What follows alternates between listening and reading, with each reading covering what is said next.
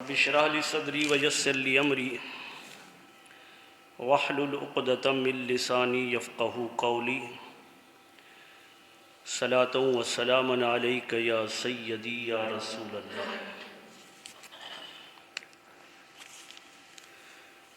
حمد و صلات پر مشتمل مختصر ترین خطبہ کے بعد نہایت واجب الاحترام معزز و محترم سامعین کرام، عزیزان گرامی قدر، اللہ رب العزت کے فضل و کرم سے، اس کی دی ہوئی توفیق سے سورہ اعراف سے ایک آیت کریمہ کا حصہ تلاوت کرنے کا شرف حاصل کیا ہے۔ دعا گو ہوں کہ اللہ تبارک و تعالی مجھ بندہ نچیز کو حق اور سچ کہنے کی توفیق عطا فرمائے۔ اللہ رب العزت نے اپنے مقدس کلام میں ارشاد فرمایا،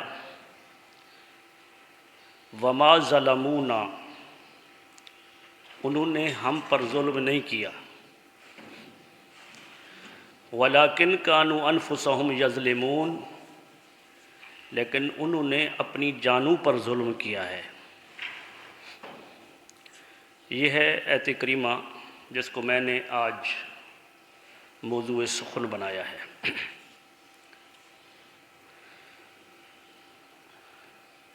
آج ہمارا جو موضوع ہے وہ ظلم ہے، ظلم۔ رب کائنات نے فرمایا کہ ہم نے ان پر ظلم نہیں کیا، اللہ تبارک و تعالی ظالم نہیں ہے، اور جن کو اس دنیا میں سزا ملتی ہے یا جن کے لیے آخرت کا عذاب ہے، انہوں نے خود اپنے اوپر ظلم کیا ہے۔ اگر لفظ ظلم کی تعریف لغات میں دیکھیں تو مختلف اس کے معنی آئے ہیں، جن میں سے ایک معنی جو قدر مشترک ہے وہ ہے کہ چیز کو اپنی محل پر نہ رکھنا، یعنی کسی چیز کا جو مقام ہے اس مقام سے، اس مقام پر اس چیز کو نہ رکھنا۔ ہر چیز کا ایک مقام ہوتا ہے، تو ایک معنی جو قدر مشترک ہے، اکثر لغات اور اکثر علماء نے اس کا معنی کیا کہ ظلم کا معنی یہ ہے کہ چیز کو اپنے محل پر نہ رکھنا، اپنی جگہ پر نہ رکھنا، جو اس کی جگہ ہے، جو اس کا موضوع جگہ ہے، اس جگہ پر اس چیز کو نہ رکھنا۔ اور یہ معنی بھی کیا گیا کہ وہ بات جو بالکل سیدھی اور سچی بات ہے، سیدھی اور سچی بات جو ایک مرکزی نقطے کی طرح ہوتی ہے، جیسے مرکزی نقطہ ہوتا ہے اور بالکل مرکز میں ہوتا ہے، تو اس سیدھی بات کے اندر اس مرکزی نقطے کی طرح کردار ادا کرنا، یعنی اس بات کے اندر نہ کمی لانا نہ زیادتی کرنا۔ اگر اس میں کمی آ گئی، اگر اس میں زیادتی ہو گئی، تو پھر وہ بات جو ہے، وہ کام جو ہے، وہ چیز جو ہے وہ ظلم ہو جائے گی۔ اس وجہ سے ظلم کی علماء کرام نے نسبتیں کی ہیں کہ ایک ظلم جو ہے وہ اللہ رب العزت کے متعلق ہے، جس کو قرآن مجید نے، فرقان حمید نے ظلم عظیم کہا ہے۔ وہ کیا ہے؟ وہ ہے شرک۔ رب کائنات نے اپنے مقدس کلام میں ارشاد فرمایا کہ ان الشرک لظلم عظیم، بے شک شرک بہت بڑا ظلم ہے۔ وجہ کیا ہے؟ کہ اپنے محل سے ہٹا دیا نا اپنی عبادت کو۔ عبادت کا محل کون تھا؟ اللہ کی ذات۔ عبادت کا مرکز کون تھا؟ اللہ کی ذات۔ اللہ رب العزت کی ذات، اللہ تبارک و تعالیٰ کی بارگاہ وہ محل ہے عبادت کا، اور جب اس محل کو تبدیل کر دیا، اللہ کی جگہ پر کسی اور کی عبادت شروع کر دی، بتوں کی عبادت شروع کر دی، تو پھر یہ ظلم ہو گیا۔ اور رب کائنات نے اس شرک کو، چونکہ اللہ کے ساتھ اس کی مناسبت ہے، تو رب کائنات نے اس کو شرک کو ظلم عظیم کہا ہے، ظلم عظیم۔ ان الشرک لظلم عظیم۔ اور اسی مقام پر جو اللہ رب العزت کے متعلق شرک ہے، اللہ تبارک و تعالیٰ کے متعلق ظلم ہے، رب کائنات نے قرآن مجید میں ارشاد فرمایا وَيَقُولُ الْأَشْهَادُ هَؤُلَاءِ الَّذِينَ كَذَبُوا عَلَى رَبِّهِمْ، اور کہیں گے گواہ جو ہیں وہ کہیں گے ان لوگ کے متعلق جنہوں نے اللہ رب العزت پر جھوٹ کا بہتان باندھا۔ یہ گواہ ہیں نا ہمارے، یہ فرشتے گواہ ہیں، اور اس کے علاوہ ہم جہاں بیٹھتے اٹھتے ہیں اور کسی جگہ پر ہم بیٹھے ہیں اور کوئی چیز جھوٹی اللہ کی طرف منسوب کر دی تو وہ لوگ بھی گواہ ہو گئے۔ تو جو گواہ ہیں وہ کہیں گے ان لوگوں کے متعلق کہ جنہوں نے اللہ رب العزت پر جھوٹ کا بہتان باندھا، وہ کیا کہیں گے؟ وہ کہیں گے الا لعنت اللہ علی الظالمین، خبردار اللہ کی لعنت ہے ظالموں پر۔ تو ظالموں پر اللہ رب العزت کی لعنت ہے۔ لعنت کا معنی ہوتا ہے کہ اللہ تبارک و تعالیٰ اپنی رحمت کو دور کر دیتا ہے، جس پر ہم کہتے ہیں کہ یہ بہت بڑی ایک بد دعا ہے، گالی بھی بن گئی ہے ابھی، اور ویسے ایک بد دعا ہے لعنت۔ تو رب کائنات نے یہاں ارشاد فرمایا کہ وہ لوگ جو اللہ رب العزت پر جھوٹا بہتان باندھتے ہیں تو ان کے متعلق وہ گواہ کہیں گے، ملائکہ کرامن کاتبین، وہ کہیں گے کہ الا لعنت اللہ علی الظالمین، ظالموں پر اللہ کی لعنت ہو۔ تو اللہ تبارک و تعالیٰ کی ذات پر وہ جو ظلم کیا کہ جھوٹا بہتان باندھا، تو اس کی وجہ سے وہ ظالم ہوئے، اور جو ظالم ہے اس پر اللہ رب العزت کی لعنت ہے۔ اور اس کے بعد کیونکہ وقت قلیل ہوتا ہے، کم ہوتا ہے، تو اس وجہ سے اس پر تو کئی اور آیات کریمہ کا حوالہ بھی دیا جا سکتا ہے۔ دوسری نسبت ہے لوگوں پر ظلم کرنا، لوگوں پر ظلم کرنا، اور لوگوں پر ظلم کرنے کے حوالے سے آیت کریمہ رب کائنات نے اپنے مقدس کلام میں ارشاد فرمایا کہ انما السبیل علی الذین یظلمون الناس، انما کلمہ حصر ہے، فرمایا کہ پکڑ گرفت صرف ان لوگوں کی ہے کہ جو لوگوں پر ظلم کرتے ہیں، جو لوگوں پر ظلم کرتے ہیں۔ فرمایا انما السبیل، گرفت تو صرف ان لوگوں کی ہے جو لوگوں پر ظلم کرتے ہیں، یظلمون الناس، لوگوں پر ظلم کرتے ہیں۔ تو جو لوگوں پر ظلم کرتے ہیں، ظلم مقصد یہ ہے کہ مارنا پیٹنا صرف ظلم نہیں ہے، کسی کو مارنا پیٹنا، بلکہ کسی کا حق نہ دینا یہ بھی ظلم ہے۔ کسی کا حق ہے، وہ حق اس کو ادا نہ کرنا یہ بھی ظلم ہے۔ ظلم و زیادتی جو آج کل ہوتی ہے معاشرے کے اندر ہم دیکھ رہے ہیں، مثلا اگر ہم نوکریوں کی طرف دیکھ لیں کہ جو سرکار نوکریاں دیتی ہے، اگر کسی کا حق ہے اور اس سبجیکٹ کا وہ حقدار ہے، وہ اس سبجیکٹ کو پڑھا سکتا ہے، اب وہ پیسہ لے کر، رشوت لے کر اس کی جگہ پر ایسے ان پڑھ جاہل بندے کو لگا دیا کہ جو اس سبجیکٹ کو پڑھا ہی نہیں سکتا، تو یہ بھی ظلم ہے۔ صرف ظلم نہیں ہے کہ مارنا ہو پیٹنا ہو کسی کو، ظلم ہے، ظلم ہو گیا۔ کسی کو کسی کا حق نہ دینا، کسی کا حق دبا جانا، رشوت یہ بھی ظلم کے حصے میں آتی ہے، سود ظلم کے زمرے میں آتا ہے۔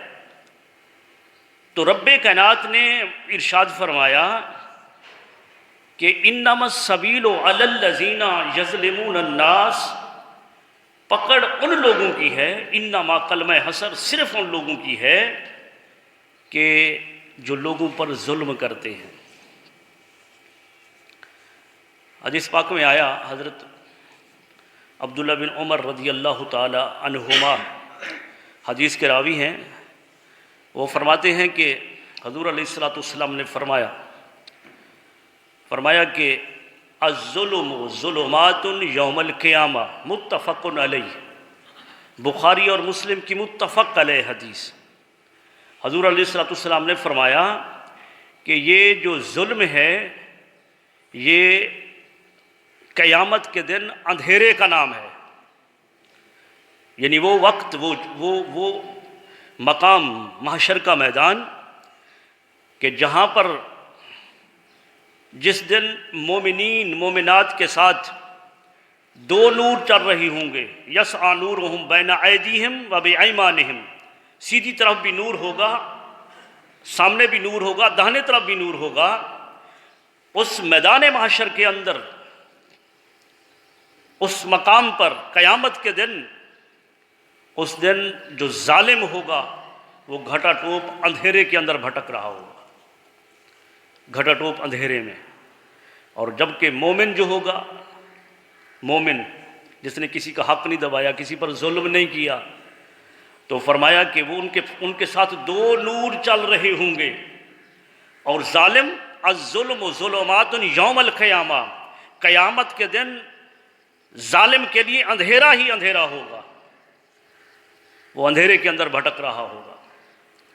تو لہذا رب کائنات کی پکڑ، اللہ رب العزت کی گرفت ظالم کے لیے ہے۔ اور جب ہم اس بات کو قرآن و حدیث کی روشنی میں دیکھتے ہیں، قرآن و حدیث کے مطالعہ میں دیکھتے ہیں، تو ہمیں پتہ چلتا ہے کہ رب کائنات نے ظالم کی پکڑ کی ہے۔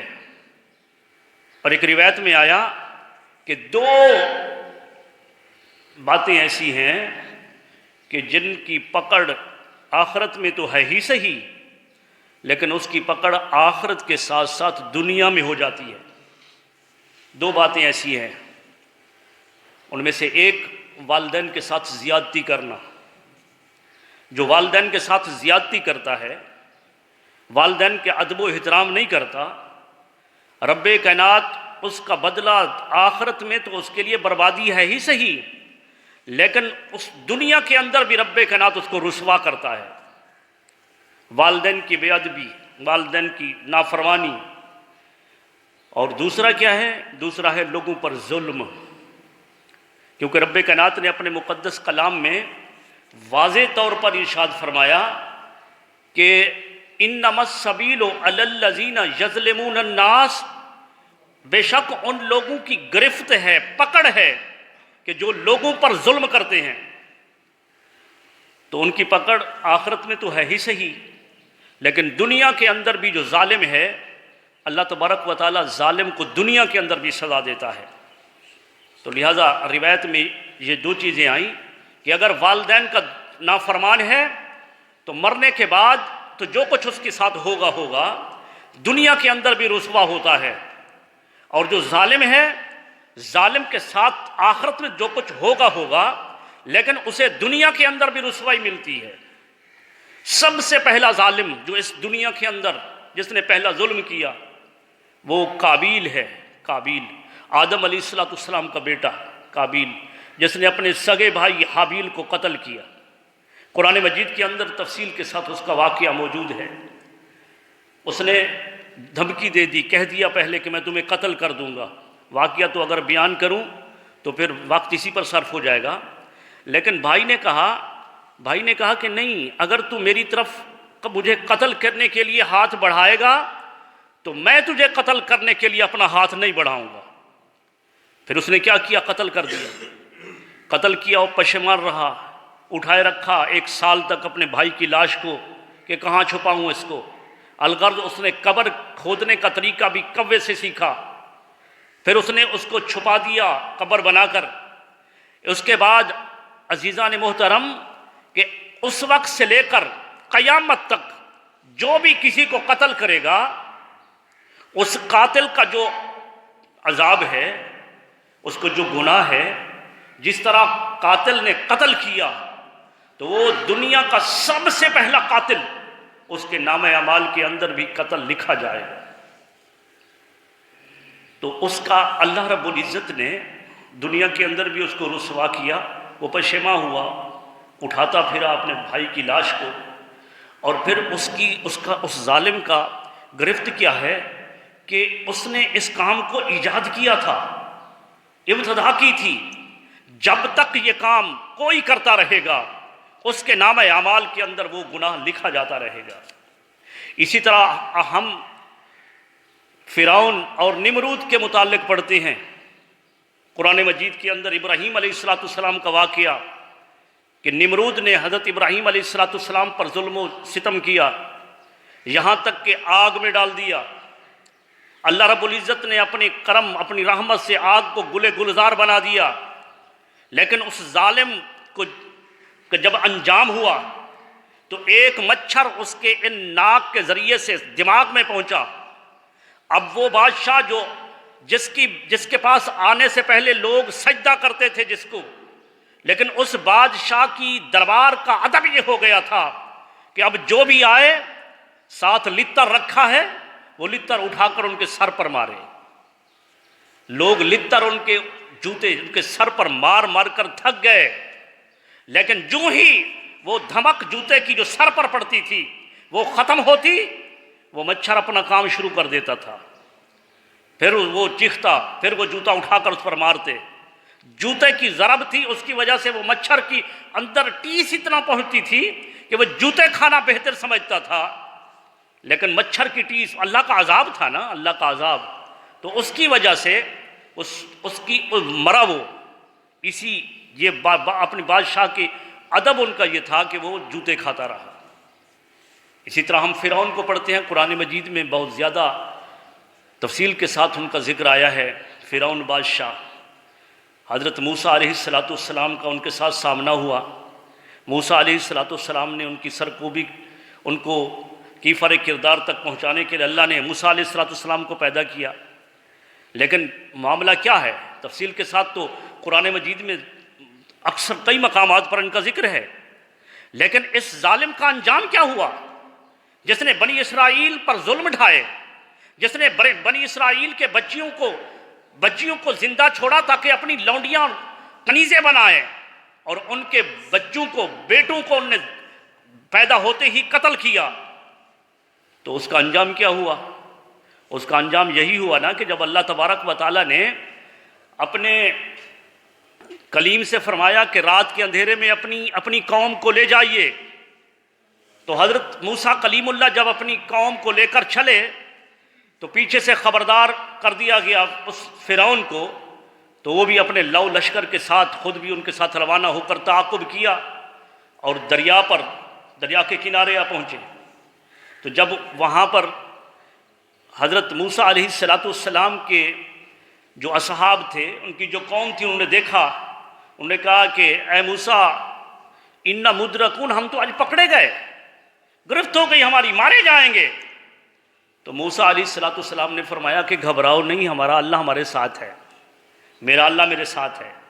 پھر رب کائنات نے فرمایا کہ اس دریا پر تو عصا مارا تو دریا نے راستہ چھوڑ دیا۔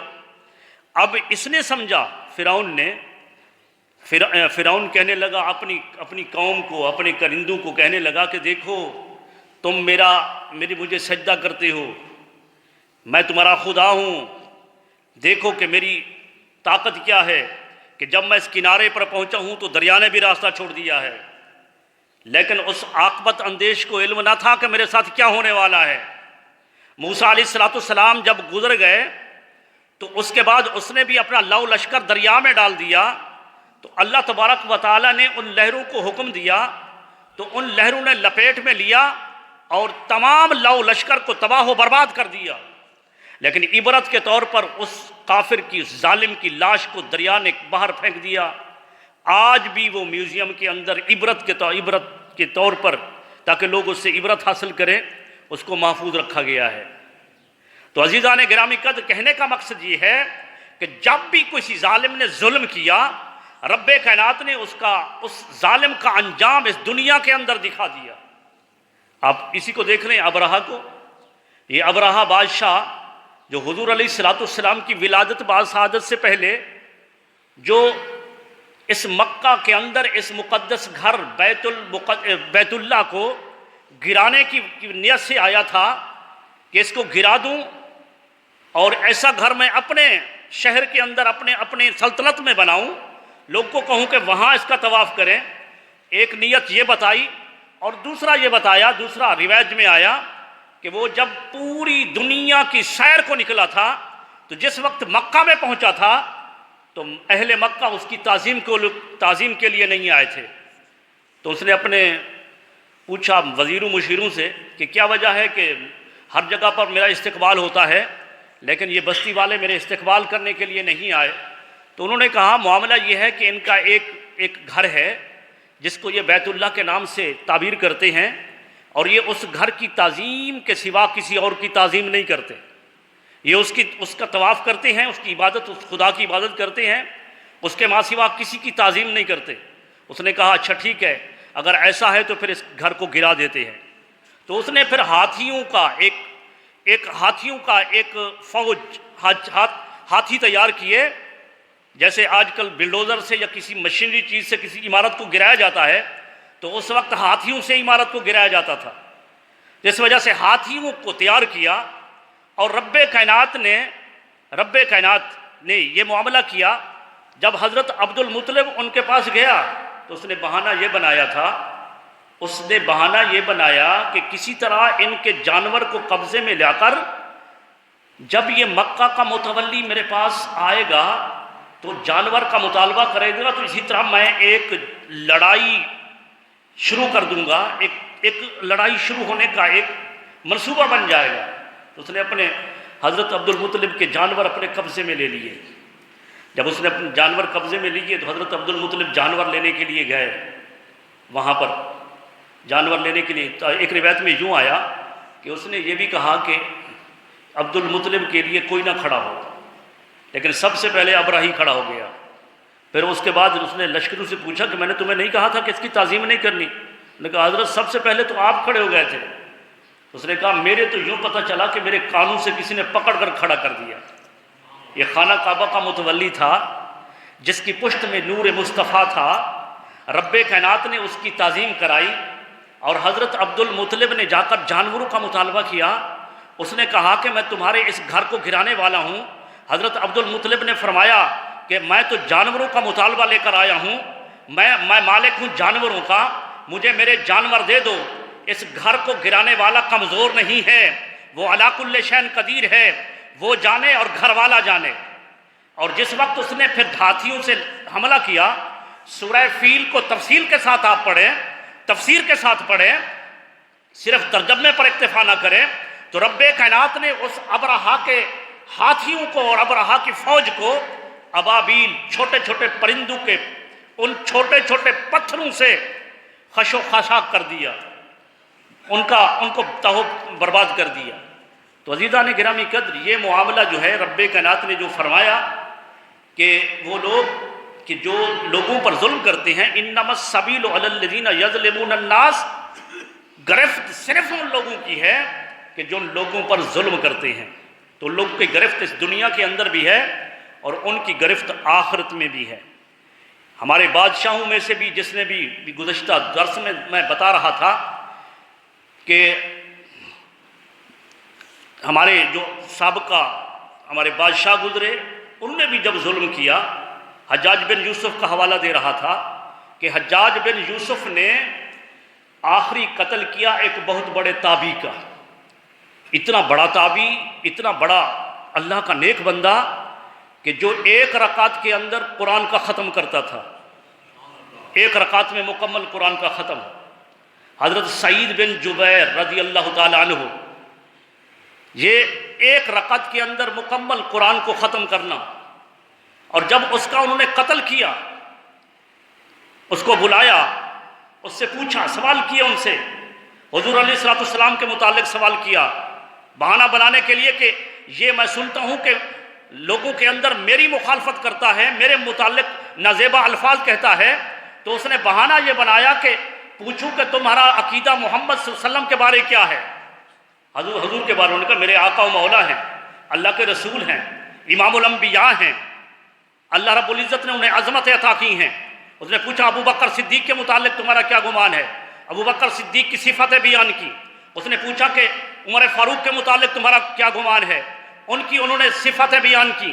پھر پوچھا کہ عثمان غنی کے متعلق، حضرت مولا علی کے متعلق انہوں نے ان کی صفتیں بیان کی۔ یہ پوچھنے کے بعد اس نے پھر اپنے نام پوچھا کہ میرے متعلق کیا کہتے ہو؟ تو اس حق زبان جو سچ کہتا ہو تو اس کی زبان پر حق کے سوا کچھ نہیں ہوتا۔ اس نے کہا حضرت سعید بن جبیر نے فرمایا کہ تم لوگوں پر ظلم کرتے ہو، اللہ تبارک و تعالیٰ کی خوف اور خشیت اپنے دل و دماغ میں لاؤ ورنہ اللہ تبارک و تعالیٰ تمہاری گرفت کرے گا۔ اس نے کہا کیا کہہ رہے ہو تم؟ میری بارگاہ میں کھڑے ہو، تمہیں پتہ نہیں کہ میں تمہیں مار دوں گا؟ آپ نے فرمایا خوف نہیں ہے، مرنے کا خوف نہیں ہے، مرنے کا خوف نہیں۔ انہوں نے کہا جلاد کو بلایا، لاؤ ان کو میرے سامنے قتل کرو۔ حضرت سعید بن جبیر نے فرمایا کہ مجھے 2 رکعت نماز پڑھنے کی اجازت دی جائے۔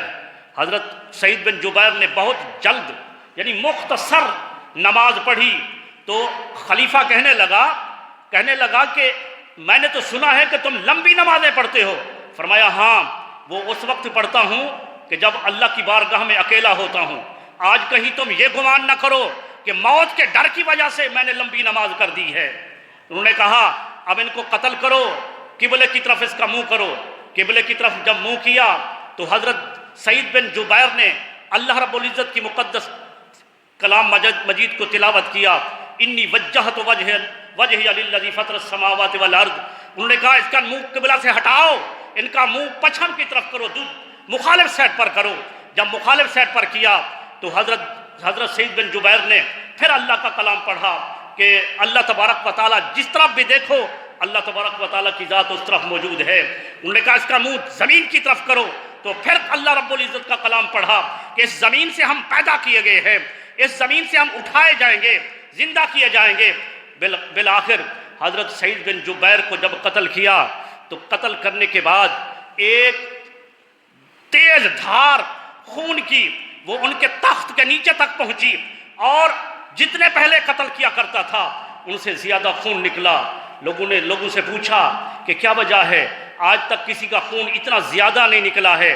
تو لوگوں نے کہا معاملہ یہ ہے کہ پہلے جن کو بھی تو نے قتل کیا وہ موت کے ڈر کی وجہ سے ان کا خون سڑ جاتا تھا، لیکن یہ وہ شخص تھا جس کو موت کا ڈر نہیں تھا، اس کی وجہ سے اس کا خون زیادہ نکلا ہے۔ اور پھر عزیزان گرامی قدر اسی حجاج بن یوسف کو بعد میں کسی اللہ کے ولی نے خواب کے اندر دیکھا، پوچھا کہ تیرے ساتھ کیا معاملہ ہوا؟ اس نے کہا ہاں میں ظلم و ستم کرتا تھا تو اس کا عذاب جھیل رہا ہوں، جو بھی میں نے قتل کیا ہے ہر قتل کے بدلے مجھے ایک دفعہ قتل کیا جاتا ہے روزانہ، لیکن سعید بن جبیر کے بدلے میں روزانہ 70 مرتبہ مجھے قتل کیا جاتا ہے، 70 مرتبہ قتل کیا جاتا ہے۔ تو عزیزان گرامی قدر حضرت سعید بن جبیر نے پھر یہ دعا بھی کی تھی مرتے ہوئے جب ان کو جلاد تیار تھا، یا اللہ یہ ان کا آخری قتل ہو، یہ آخری ظلم ہو، یہ جو ظلم کر رہا ہے آج کے بعد میرے قتل ہونے کے بعد یہ کسی پر ظلم نہ کر سکے۔ عزیزان گرامی قدر پھر ایسا ہی ہوا کہ پھر وہ مر گیا اور پھر وہ کسی پر ظلم نہ کر سکا۔ تو اسی طرح میں نے روایت میں پڑھا کہ حضرت عثمان بن عفان رضی اللہ تعالی عنہ کو جنہوں نے جو بلوائی تھے، جنہوں نے ان کو قتل کیا تھا، اور انہوں نے جب ضرب لگائی تلوار کی تو قرآن مجید کی تلاوت کر رہے تھے حضرت عثمان رضی اللہ تعالیٰ عنہ، اور ایک دن پہلے ہی تو خواب دیکھا تھا کہ حضور علیہ الصلوۃ والسلام نے فرمایا عثمان کل شام مغرب کے ٹائم افطاری میرے ساتھ کرو گے۔ دوسرے دن حضرت عثمان غنی نے نیا لباس پہنا، غسل کر کے قرآن کی تلاوت کر رہے تھے، گھر کا باہر محاصرہ تھا، 40 دن تک حضرت عثمان غنی پر پانی بند رہا۔ بلوائی جو آئے تھے یہودی تھے، ان کو جب اندر دیوار پھلانگ کر اندر آئے، وہ قرآن مجید کی تلاوت کر رہے تھے، انہوں نے ضرب لگائی، حضرت عثمان غنی کا خون کا قطرہ فَسَيَكْفِيكَهُمُ اللَّهُ یہ پہلے پارے کی جو آخری ورق پر آیت کریمہ ہے، اس پر یہ خون کا قطرہ گرا، اور آج بھی وہ قرآن مجید پاکستان کے اندر موجود ہے۔ تو عزیزان گرامی قدر، جب حضرت نائلہ جو حضرت عثمان غنی کے پاس آئیں تو ان ظالموں نے ان پر بھی وار کیا، اور ایک تلوار کے وار سے ان کی چاروں انگلیاں کٹ گئیں۔ حضرت عثمان غنی نے اس وقت اللہ تبارک و تعالیٰ کی بارگاہ میں، جب ان کی عزت پر حملہ ہوا، اللہ تبارک و تعالیٰ کی بارگاہ میں دعا کی کہ باری تعالیٰ، یہ میری عزت پر حملہ کرنے والے، ان کو ایسا تباہ و برباد کر کہ یہ صرف پیاسے ہوں، پانی مانگتے رہیں، ان کے ہاتھ کٹ جائیں، ان کے بازو کٹ جائیں۔ پھر یہ معاملہ لوگوں نے دیکھا شام کی جامع مسجد کے اندر کہ جب جمعہ کا ٹائم کے بعد باہر 2 آدمی باہر پڑے تھے، اور ان کے ہاتھ بھی سلامت نہیں تھے، ان کی ٹانگیں بھی سلامت نہیں تھیں، اور زبان کتے کی زبان کی طرح باہر نکلی ہوئی تھی، العطش العطش کی آوازیں دے رہے تھے۔ کسی نے پوچھا یہ ہے کون؟ بتایا گیا کہ یہ وہ ہیں جنہوں نے حضرت عثمان غنی رضی اللہ تعالیٰ عنہ پر وار کر کے انہیں قتل کیا تھا، اور حضرت نائلہ پر وار کر کے ان کی چاروں انگلیوں کو کاٹ دیا تھا۔ تو عزیزان گرامی قدر، یہ معاملات ہم اپنی آنکھوں سے دیکھتے ہیں کہ جب بھی کوئی ظالم ظلم کرتا ہے، ہلاکو کے متعلق میں نے پڑھا کہ ہلاکو جو ہے وہ بھی ظالم تھا، اور ایک دفعہ اس نے لوگوں کو ایسے ہی پکڑ کر قتل کرنا شروع کر دیا۔ صفیں بنا دی، 3 صفیں بنا لی کہ صفوں میں کھڑے ہو جاؤ، ایک ایک کو قتل کرو۔ ایک بزرگ جو پہلی صف کے اندر تھا، اس نے دیکھا تو دوسری صف میں چلا گیا۔ اب وہ پہلی صف ساری قتل ہو گئی، دوسری صف کو جب قتل کرنے لگے تو وہ بوڑھا جو ہے وہ پچھلی صف میں چلا گیا۔ جب پچھلی صف کے اندر سب کو قتل کر دیا گیا، وہ پہلی صف میں جو تھا وہ آخری صف میں جو چلا گیا تھا، اس بوڑھے کو ہلاکو نے بلایا، اپنے فوجیوں سے کہا اس کو مت مارو، میرے پاس لے آؤ۔ کہنے لگا موت سے ڈر رہے تھے، اب تمہاری باری آ گئی نا، اب موت باری آ گئی۔ اس نے نہیں، میں اللہ تبارک و تعالیٰ کی شان پر، اللہ کے حلم پر، اللہ کی بردباری پر میں دیکھ رہا تھا، اور آخر میں مجھے قتل کر دیا جاتا، لیکن میں یہ بتانا چاہتا ہوں کہ اللہ تبارک و تعالیٰ کتنا بردبار ہے کہ تم ظلم و ستم کرتے ہو، اور رب کائنات ابھی بھی تمہیں چھٹکارا دیے ہوئے ہے، ڈھیل دیے ہوئے ہے۔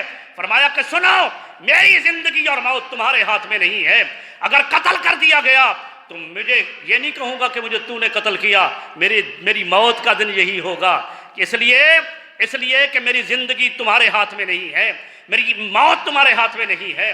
تو روایت میں آیا کہ ہلاکو ایک لیمو کے ساتھ کھیل رہا تھا، چھوٹا سا لیمو تھا، گھوڑے پر بیٹھا تھا، اور یہ باتیں ان بوڑھے سے کر رہا تھا، اور یوں اچھال رہا تھا گیند کی طرح، اس کے ساتھ کھیل رہا تھا۔ اور جب یہ بات کر رہا تھا تو اچانک لیمو جو ہے وہ نیچے گرا، اس کو پکڑنے کے لیے وہ جھکا، اور دوسرا رکاب پاؤں سے نکلا۔ گھوڑے نے جب یہ حرکت دیکھی تو گھوڑا بدک